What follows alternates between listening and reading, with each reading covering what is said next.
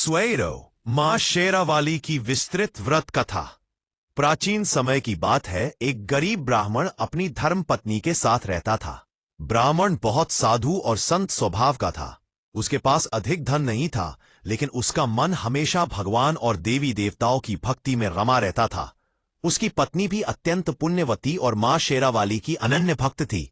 हर महीने शुक्ल पक्ष की अष्टमी को ब्राह्मणी श्रद्धा और भक्ति भाव से मां शेरावाली का व्रत करती, कथा सुनती और घर में मां का कीर्तन करती। उसके पास भव्य पूजा की सामग्री तो नहीं होती, लेकिन जिस भाव और सच्चाई से वह मां की आराधना करती थी, मां उस भाव को स्वीकार करती थी। गांव में लोग देखा करते थे कि भले ही ब्राह्मण दंपत्ति के पास धन नहीं है, पर उनके घर में कभी अन्न का अभाव नहीं होता। उनके छोटे से घर में हमेशा सुख शांति का वातावरण रहता। यह सब मां शेरावाली की कृपा का परिणाम था। राजा और ब्राह्मण। एक दिन उस गांव के राजा को समाचार मिला कि गांव का गरीब ब्राह्मण अपनी पत्नी के साथ मां शेरावाली की पूजा और व्रत करता है और उसके घर में कभी अभाव नहीं होता। राजा को यह सुनकर आश्चर्य हुआ। राजा ने सोचा, यह कैसे संभव है कि बिना धन के भी किसी का जीवन इतना सुखमय हो। अवश्य ही इसके पीछे कोई रहस्य है। राजा ने तुरंत अपने सैनिक भेजकर ब्राह्मण को दरबार में बुलवाया।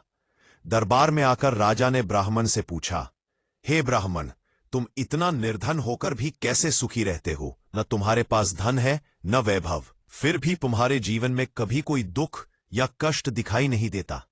ब्राह्मण फोल्डेड हैंड्स कर विनम्रता से बोला, राजन, यह सब मां शेरावाली की कृपा है। हम दोनों पति पत्नी हर माह मां का व्रत करते हैं और श्रद्धा से उनकी पूजा करते हैं। मां अपनी करुणा से हमारे जीवन के सारे दुख हर लेती है और सुख प्रदान करती है। राजा को यह सुनकर हंसी आई।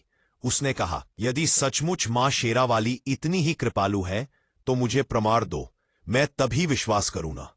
ब्राह्मण बोला, राजन, देवी मां भक्ति और श्रद्धा पर प्रसन्न होती हैं। यदि आप भी सच्चे मन से व्रत करें, कथा सुने और मां का ध्यान करें, तो मां अवश्य आपकी मनोकामनाएं पूरी करेंगी। सामान पतन। राजा को जिज्ञासा हुई। उसने सोचा कि एक बार प्रयास करके देखना चाहिए। राजा ने मां शेरावाली का व्रत रखना आरंभ किया। शुरुआत में उसका मन इधर उधर भटकता, परंतु जैसे जैसे वह श्रद्धा से पूजा करने लगा, उसका मन भक्ति में लगने लगा। राजा हर अष्टमी को व्रत रखता, कथा सुनता और मां को प्रसाद चढ़ाता। धीरे धीरे उसके जीवन में परिवर्तन आने लगा। राज्य में फैली बीमारियां समाप्त हो गईं। प्रजा सुख और शांति से रहने लगी। खजाने में धन की कमी दूर हो गई। राजा को लंबे समय से संतान की चाह थी, वह भी पूरी हो गई। राजा ने देखा